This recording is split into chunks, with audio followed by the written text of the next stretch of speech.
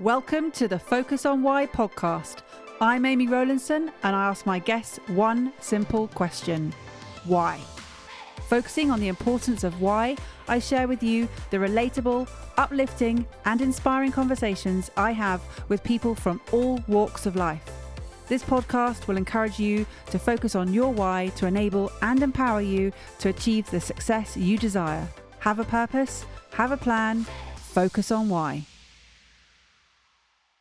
Today on the Focus on Why podcast, I am joined by Eve Horne. Eve, welcome. Thank you so much. Thank you for having me, Amy. Well, why are you here today? What is it we're going to be talking about? So I would love to talk about my campaign for the equality of women in the music industry and how I guess I came about it and the reason why I'm doing it. Sounds great. And you're wearing a T-shirt saying, I am one of the unheard. That's correct. The campaign is called We Are The Unheard, and it's basically to raise awareness for the equality of women in the music industry because the statistics are so dire. They're very, very low, especially, in the day and age that we live in now. So, for instance, producers are only at 3%. They've only just bumped up to 3% globally. Female producers that are recognised within the music industry. And it's the same for, I think songwriters and singers are obviously a lot more, but songwriters are, I think, are around 13%.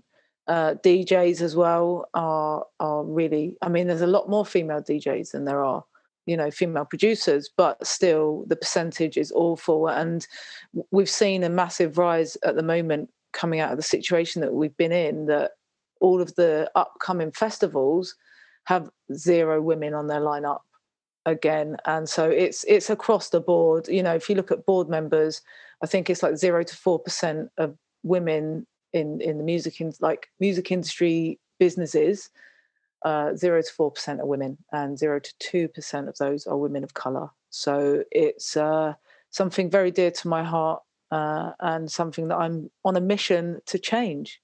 And on a mission to change, how are you challenging this sort of systemic bias in the system? So my aim is to obviously create a T-shirt campaign and make it visible. And what I'm doing is I am contacting people, getting them to buy a T-shirt. Once they've bought a T-shirt, I then interview each female and talk to them about their journey in the industry being a woman. And then once I've interviewed them, I'm hoping to publish a beautiful, photo book of all of their stories. And then all the proceeds go back into training young women and in production and songwriting. So I'm hoping that it comes full circle. The practical thing that I'm doing for myself that I can do is to retrain young women through, selling the T-shirts and the book. The other things that I'm doing is to making sure other people are taking action too. So I'm talking to universities around their prospectuses and how they can start inviting younger women into their courses just by the way they promote things.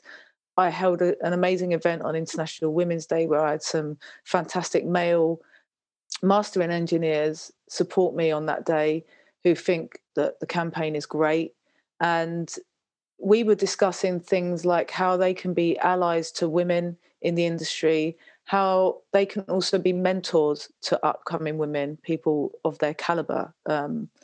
And for me, that's huge, that people that are in the industry at that level can physically do something to help upcoming young women, and they can help change the narrative in the industry. Because the other discussion we have is, male behavior within the recording studio environment.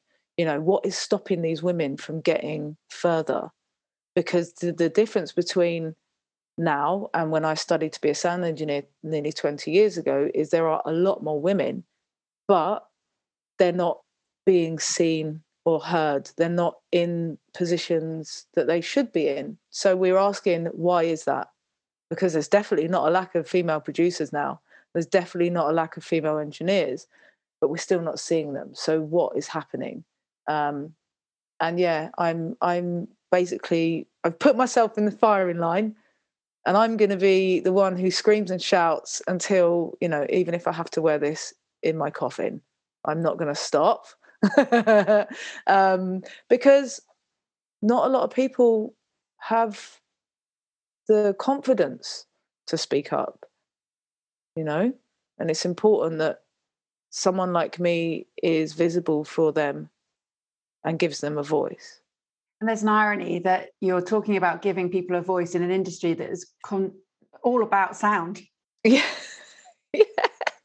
Yeah, it's so true. One of the questions that I ask people when I'm interviewing them is the problem society or is it male behavior?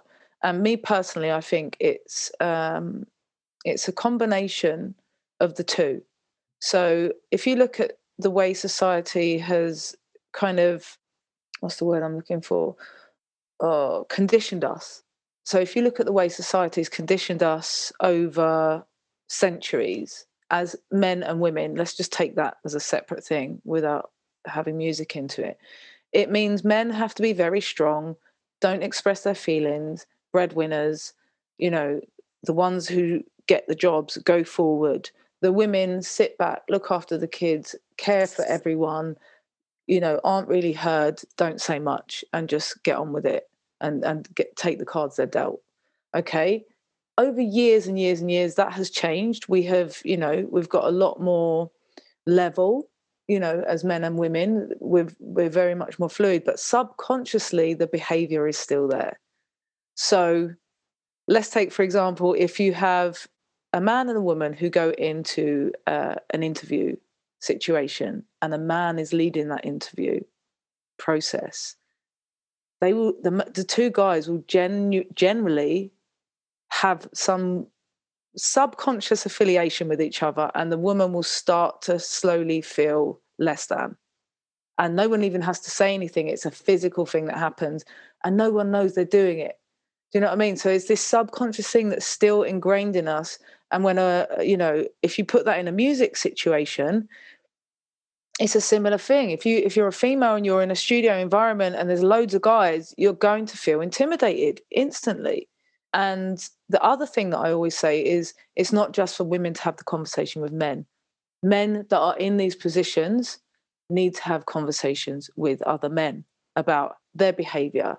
And it needs to come from a place of love, not aggression. I think, we need to educate and do this together, because it's not something that only, women can deal with. I think, when it comes to being creative, the music should speak first. And we should be able to feel comfortable. If you want to rock up in a studio in heels as an engineer, or if you want to wear baggies, that should be completely up to you, without having to feel any way for it. I completely get the campaign, and I understand the perspective here. And I, obviously, it's not just music that this is an issue in, but this is where you're focusing your attention. And the statistics that you mentioned at the beginning were shocking, to be quite frank. I had no idea that 3% globally is the case. And then, as you referenced it, the women of color is even less. It's crazy. So what is the stopping point? I mean, you think it could be the environment, but what else is stopping the escalation or even the sort of progression in the industry of women? So when it comes to anything techie, as artists, there's more than enough women. That's not the issue. And probably because, it's a very different field to an engineer or a producer, because it's a performance field. It's all about, it's sexualized. It's all of this stuff. So we fit in great. I think it's a mixture of young women being scared to enter the environment in the first place. Or just feeling like it's not an option. So there's multiple things. So when you've got young women coming up from school, they're not going to really know it's an option for them, and if they do, they will probably quite quickly brush it off because it's a male-dominated environment. And if they don't, they might get, told not to do it by friends or whatever because it's a male-dominated environment. And these are the stories that we're hearing. So I think it's a mixture of that. And then, when I went to uni and studied sound engineering, I was one of 6 women in the whole year, and I was the only one of colour. So I think unless you've got a strong personality or a really strong kind of belief in yourself that that's exactly what you want to do with life, and not everyone has that when they're younger, do you know what I mean? People wouldn't even consider it as an option, I don't think. And how did it become an option for you, Eve? How did you get interested in it to start with? So I started in my career as a singer. I've always sung since I was a kid. And then I got signed to my first record label after attending the Brit School. I got signed to Polydor when I was 18 and then went on to sign to EMI. It was after being an artist, I didn't really like the little bit of fame that I'd got. And I'd always been told I had a good ear. And so I was like, do you know what? And then also when you're in the studio and you see the engineer on the other side and this huge mixing desk with all these buttons and lights, I was always like, what do they do? What do they do? And so, yeah, when I got back to the UK, I was like, that's what I want to do because I still want to be in music. It's part of who I am, but I don't want the fame side. I don't want the public side of it. And so I studied to do sound engineering. And that's kind of what drove me to it. And it wasn't until I did my dissertation on the lack of female sound engineers in the industry and realized I couldn't really do the dissertation properly because there was no information out there, that I then went on to set up my own recording studio with one of the girls from uni to promote female producers and help disadvantaged young people. And we did that with the Prince's Trust. And so that was kind of like when I first got that drive of things being really unbalanced and unfair and unequal. And I was like, this isn't right, because I knew how much I enjoyed being an engineer and a producer, and I was like, surely there's other people that want to do this. Where are they? And then I fast forwarded on 20 years, and not much has changed in that time. And that's why that's what really kind of drove me to start the campaign. One, being in loads of different groups with women that are producers and stuff, but still no one really knowing that they are there, because they just, everyone's in their own little pods, but we're all, trying to raise awareness for the same thing. And then the other question that I said to myself is, what can I do? It's all good me being in these groups, but what can I do physically to make change? So I started the campaign. And I liked your sort of ability to switch tack. I mean, you recognise that you love being in the music industry, but you didn't want to be forefront and centre stage, and like the public side of things. And yet now again, there is an irony because that you're becoming more visible to raise awareness of the switch attack that you've made. And I love your sort of buttons and lights. All what's going on there. Having that attraction to it. With your focus now, what can I do? And it is a case of what can I do? What do you want people who are listening to this to do? I want people to think about their behaviour on a daily basis and just the way we act, and just maybe think about times that they might have just brushed something off or took it as a throwaway comment. I guess, as women, we do it all the time. We go, we accept certain comments that we shouldn't be accepting at all. I think men should really just, men and women, I say, not just men, think about their behaviour and the way they act towards others. So, for instance, going in an environment, I need to be aware as a woman of what I'm going to put up with and what I'm not. And a male in that environment would need to be aware of the way he acts towards that woman? Is he being welcoming? Is he just, seeing that woman for the talent that she has and the good engineer or producer that she is? Or is he looking her up and down? Or is he judging her? Or, there's two different sides. There's the sexual side and there's the don't know who you think you are side, that women get in these situations. So I would really I want people to educate each other in a kind way,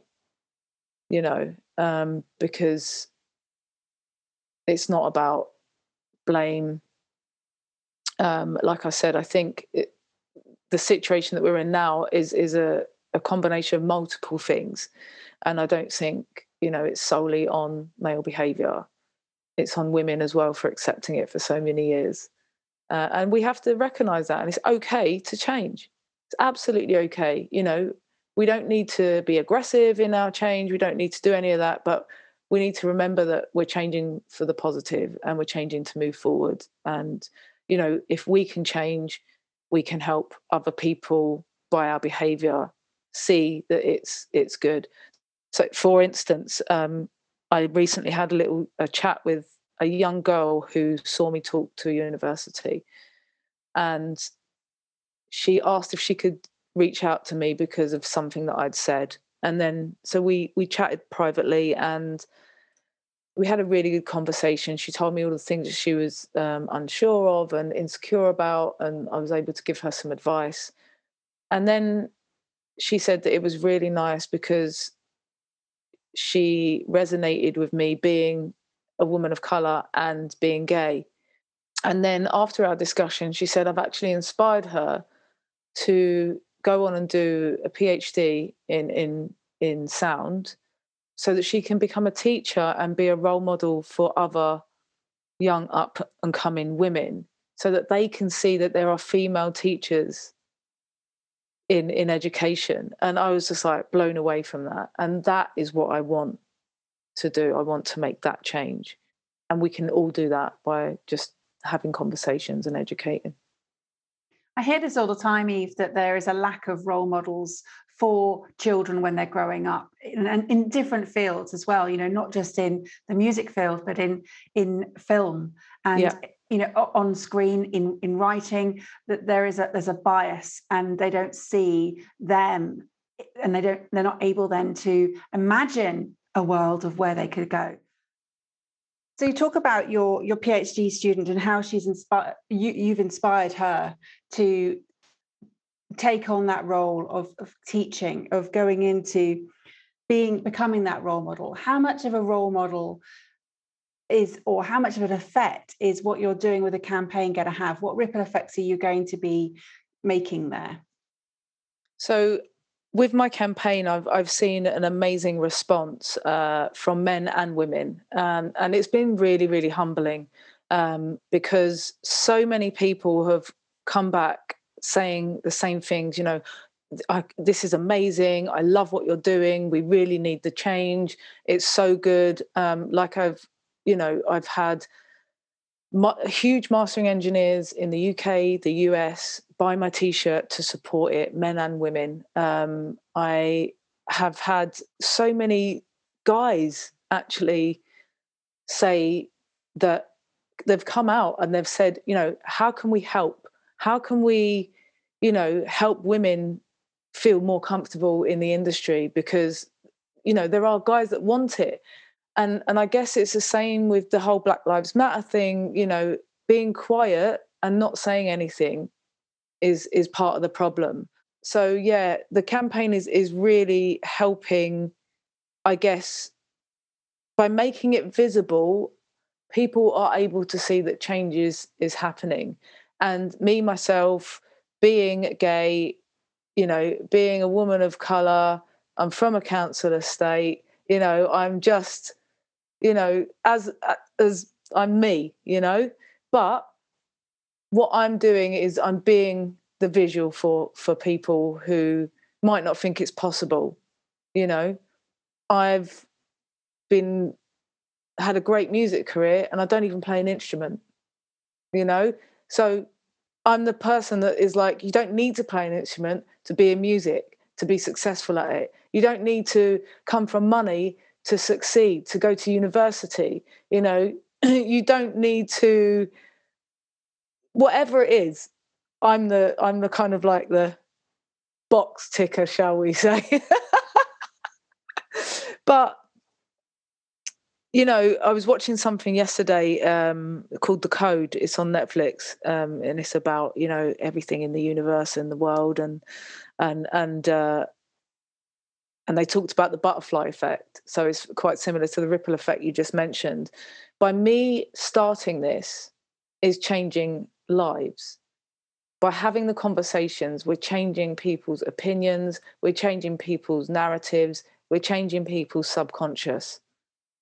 Yeah. And they're going to then talk to someone else. We're starting conversations. And by making the campaign visible, we're keeping it present. It's not going to go away. This is, like I said, it's going to be a long-term thing that until we see the percentage of women in the industry, and this isn't just women, it's women with disabilities, it's women of color, it's everything. You know, it needs to be at 50% or near there before this t-shirt comes off. You're reminding me, Eve, of the conversation I had a whole year ago, and it was with Keith Harris, OBE, and he was concerned that it was going to be another false dawn, that it was going to be a case of things weren't going to change. Things were just going to go back to where they were. There'd be a huge amount of awareness and he was talking about racism in the music industry. He was talking about people not having role models because that yes, forefront, there may be people of color, but behind the scenes there weren't. Okay. Yeah. And he was talking about that, and he was wanting to make those changes, and he wrote a letter to the captains of industry in music. And here we are almost a year on. Some things have changed, but not enough. And as you say, you know, it's going to take a while. It's going to take a while, but it doesn't have to be that it takes generations. You know, you want to see this happen before that t-shirt, you know, comes off. You definitely need to see that happen. From the point of view of changing the conversations or having the conversations and changing the subconscious and changing that narrative and not having another false dawn, we want to see this. We want to see this make a difference. We want to see, as you say, it's not just in the music industry, but that's where your attention is focused. And absolutely, you have to do that. What else are you going to be doing? You've got the campaign. How else are you going to be spreading this message? So I'm very, very soon going to be starting a podcast, and that is going to be called We Are The Unheard. And it's going to focus on absolutely everything that we have spoken about today. I think I listened to your episode with Keith, and it was absolutely brilliant. And it really got me going because everything he said was so true. And we tend to just be in that moment and then forget, and everything goes back to normal. I'm not going away.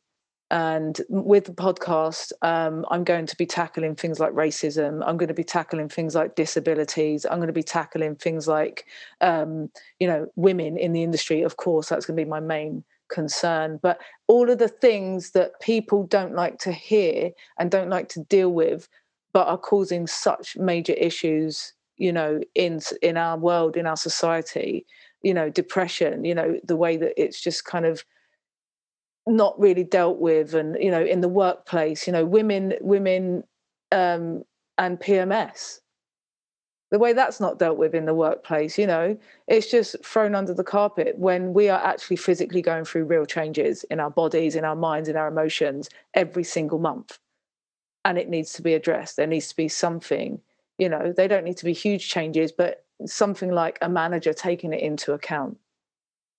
It's not hard. Now, and we've had some great conversations on Clubhouse talking about absolutely these subjects that do go under the radar, that are supposed to sort of be the things that we just deal with, you know, that we don't share. And by sharing these conversations, we have had some huge revelations amongst us being in the room. And part of that is having a safe space to talk about it. But also from my perspective, it was just some things I just didn't even know were were the norm or didn't even know weren't the norm. You know, I've been really shocked, but just been having those conversations, my bias has been sort of switched, or I've had more, sort of, as I said, revelations about things. So I totally agree. It's about having those conversations and just opening up this whole new world to others, to see from a different perspectives, to understand what the situation is, because I'm sure that there may be a case of, with many of these, that people just don't even recognize that there is a problem.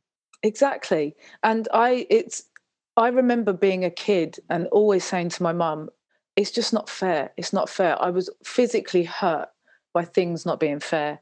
That has not changed through my whole life. It hurts me when things aren't fair.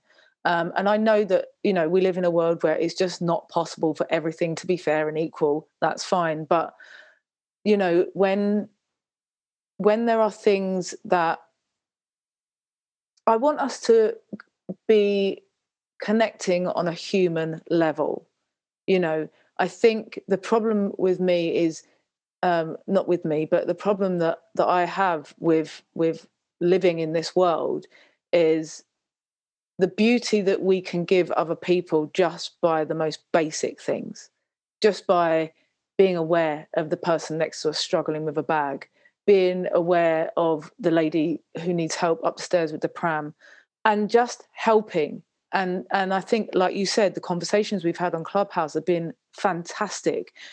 And the reason is because we've had time to listen and hear each other with no judgment, no defensiveness. And it's been so beautiful and so profound and so human. It's been so, so beautiful. And we've learned. And the more we learn, no matter how big or small the thing is that we're learning about other human beings that have all led different lives, come from all different backgrounds, had different experiences. But we learn and we become better. And then we can teach others to be better. And then our subconscious narrative will eventually change. And yeah, that's what I want this world to become. We have the power. Yeah, and I'm just thinking about somebody maybe in 10 years' time wanting to do a dissertation on the sound engineers in the business, and they have got the data because it's there. They've got all of those resources of people they can go to, and it won't be as much of an issue. So tell me about the growing up and how much that has shaped what it is that you're doing now and why you're doing it. So, oh God, do I start from like the very beginning or, you know, so growing up, I come from a council estate. My mum was a single parent, and it was, you know, my nan was Irish, my granddad was Scottish. So we had a great upbringing, you know, lots of Celtic music, lots of reggae. So music was always an amazing influence in my life. But then, you know, I went to a Catholic school and I was a minority there. And also, you know, being brought up with my white side of the family, I was always different from the rest of my family. You know, my sister's mixed as well, but she's lighter, a lot lighter than I am. So it's something, even though, you know, I love my family and whatever, I was still always different. And, you know, you still, I think being in a mixed family, you still always have that one uncle who's the racist uncle, but you're all right, you know. And there was all of that stuff to deal with. And then, you know, I think this morning we were talking in Clubhouse about, you know, comparisonitis. And I think a lot of things through my childhood has led me to have so much drive and for success and to prove myself, whether that's because, you know, of the situations my mum has been through and wanting to make sure that she's proud of me, or making my family proud of me, you know. So you end up going above and beyond. I just before we had my daughter, I had some CBT counselling, which I swear by, everyone needs it. It's amazing. That's a whole nother podcast, that, you know. And I remember him saying to me, one, what would you say to your daughter? And two, that I don't need to be that person anymore. I don't need to, I've done it over and over. I've proved myself and I don't need to. And it was the most beautiful release. I was like, oh my God, yes, light bulb moment. And I was like, yeah, I don't. And it was great. I could go into my whole childhood. I've had a lot of loss. I lost a boyfriend at the age of 14. We were, in inverted commas, girlfriend and boyfriend at that young age, but he was 15 and he was murdered by white people. And we just had his 30-year anniversary quite recently. And I had to make a decision very young, being brought up in a white family, my black dad not being around or caring about me, and then having a black boyfriend who was murdered by white people. And there's me being mixed race going like, what is happening? And I very early on, learned not to look at color and realize there's just really horrible people in the world that make bad decisions, bad choices. And there are really good people in the world too. And from then on, I dealt with people that treated me fairly and nicely. And I think that fed into why people was being so unfair, because I never used to see myself. I just see who I was as a person and could never understand why I was being treated the way I was. I couldn't understand why it was so hard to get this person to understand that I want to do good. Or sorry. What have you touched on there, Eve?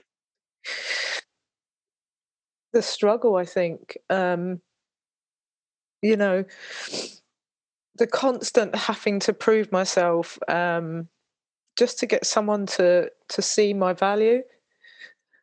And something similar recently literally happened yesterday as well, where a friend of mine, I won't go into too much detail, but I've been hired by a friend of mine, and I'm someone who's very hardworking and I'll put my all into something, and I assume people can see that and they know who I am.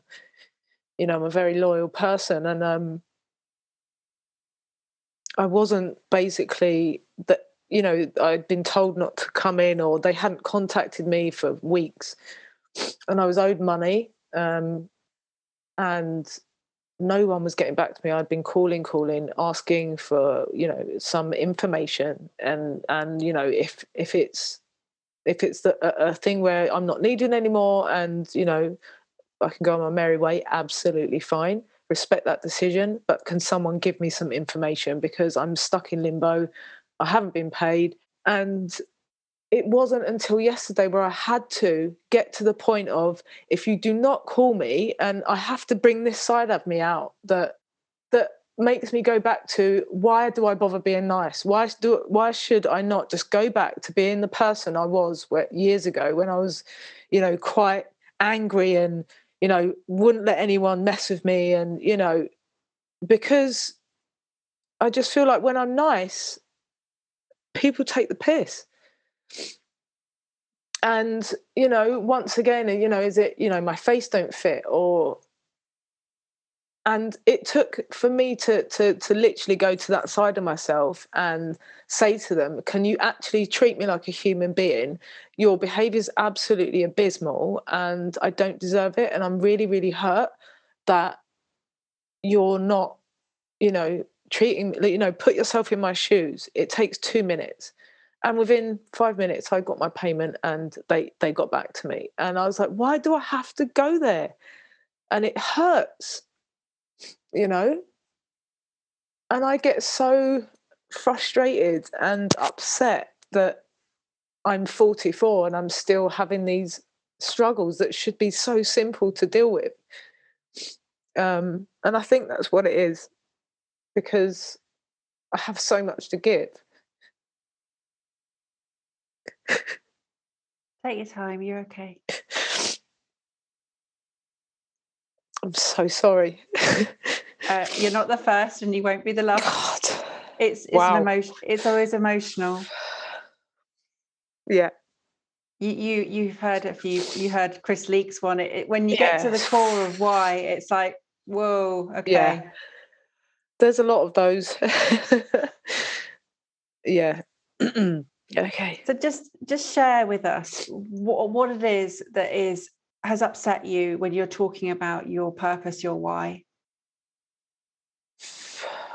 I think because I relate so closely to it all. The reason I'm doing it is because it's me, it's my story. And it needs to change so that someone else doesn't feel the way that I do, you know. And I think having a little 2-year-old daughter, excuse me, I look at her and I'm like, she is going to have the choices. She's going to know that she can be anything she wants. Even if she wants to be a cleaner, she's going to know she can be a sound engineer. She's going to know she can be a pilot. She's going to know she can be, you know, a mechanical engineer, whatever it is she wants to be. But she needs to know the choices there, and not in any way, shape or form let anybody change her view on herself because of their insecurities, because of their unhappiness, you know. And unfortunately, I've allowed that to have a big influence in my life. And I'm aware of that. So you can't fully blame other people, you know. You have to take responsibility for what you allow. And although, you know, I did have depression and that played a part, but again, that's a whole nother thing. So I guess, yeah, the reason I'm doing this is because it's my story. It's my story. And, you know, when it comes to being a minority, I tick all the boxes. And I want to give someone else an easier time. And what does it mean to know that you tick all the boxes? What does it mean for you to live in a society where there are boxes that are being ticked? I used to be really angry about it. I used to be really like, you know, because when it comes to ticking boxes, I used to be an other because there was nothing for me to fit into. I didn't fit into a box. And then when I remember applying for the fire brigade, and they were like, oh, they're looking for women. Oh, they're looking for women of colour. Oh, they're looking for gay women of colour. And I was just like, well, sign me up. And lo and behold, I got accepted. But at the time, I'd had an operation, so I chose to be a train driver instead. And now I see it as something positive. I've turned it on its head. And the reason why is because, yes, I am all of them. And yes, I've succeeded in everything I've put my mind to. And I have a voice and I can help and I want to help. And so you are now looking at a proud box ticker, darling. I love that. And I'm really looking forward to We Are The Unheard podcast. It's going to be an incredible space that you hold for people to share their stories, share their journeys, and be the role models that you want to have out there for people to see is possible, that they do have a choice, that they are able to aspire to who and what they want to do in life, because you are going to have this showcase for them to do that. And you are going to become heard. All the people that come on your show are going to become heard. They're going to become visible. So salute you, Eve. Absolutely well done. Thank you so much. I really appreciate it. There'll be a lot of tears, I'm sure, but beautiful. Yeah. Beautiful stories. Tears are needed. I think more tears are needed. Again, it fits into the whole concept of being honest with yourself, being honest with society, and showing, you know, the true side of us. We were talking about those moments that we don't share, the topics that we don't speak about. And again, you know, why do we hide our tears? What is that about? You know, let's bring those out and share them, and embrace what it means to be passionate and what it means to have purpose. Yeah, I completely agree. 100%. Thank you so much. Well, at the start of this recording, you were worried. Let me sort of put the background out into fuzzy so that when I was like, don't worry, it's just the voice. Oh, pink-faced and teary-eyed, lovely. This is my true self. Yeah, people can't see that. They can just hear your snotty nose instead. Yeah. Well, I mean, I don't mind if they see me, No, it's fine. It's just because it is. I do put this out as audio only, but it's really important, Eve. It's really important that your message is heard and that we, shift that bias, change the narrative, and really make the conversation as visible as possible. And that's why, we're sharing it today on this podcast, because yes, my podcast is more established than yours, but at this point, it's we can use this as a vessel to get your message out there. And then when yours is up and running, you will be passing that message far and wide. And I'm really looking forward to, as you talked about it, what those ripple effects are going to be, what the butterfly effect is going to be for you. So yeah, bring it on. Thank you so much. And thank you for doing this, because you're doing your part as well. Do you know what I mean? You're allowing me a platform to speak. And this has got nothing to do with race. Like I said to you earlier, I don't see colour, I see goodness in people. And, we've met through, we didn't even know each other. And, already I know you're a beautiful person. And so thank you so much. I love your podcast and everything that you're doing, because, again, you're finding people's why. Why are they passionate? Why do they want to do the things they do and make change? And it's people like that we need in the world. So thank you. Absolutely. It's the mutual appreciation society. Yeah. But from the perspective of instigating change, as I said, and making sure that people are able to feel that they can speak up, and also have the vehicle through how they can speak. Because I know when last year happened and Black Lives Matter became much more prominent, people didn't know how they could speak up. They didn't know what they could say, what they couldn't say, what they should say, what they were afraid of not saying.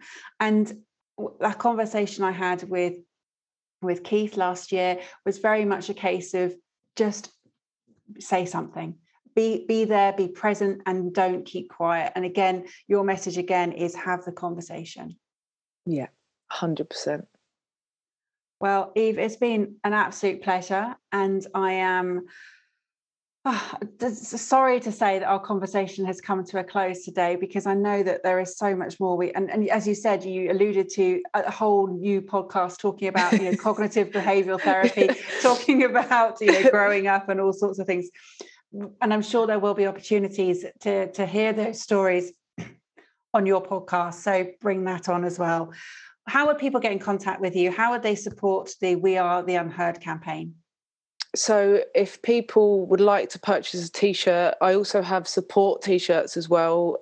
If people don't feel unheard, they can still support on my website, which is www.peakmusic.uk. Also, We Are The Unheard, Instagram, Facebook, PeakMusicUK, Insta, Facebook, and Eve Horne, Insta as well, and Facebook. You can find me everywhere, and on YouTube.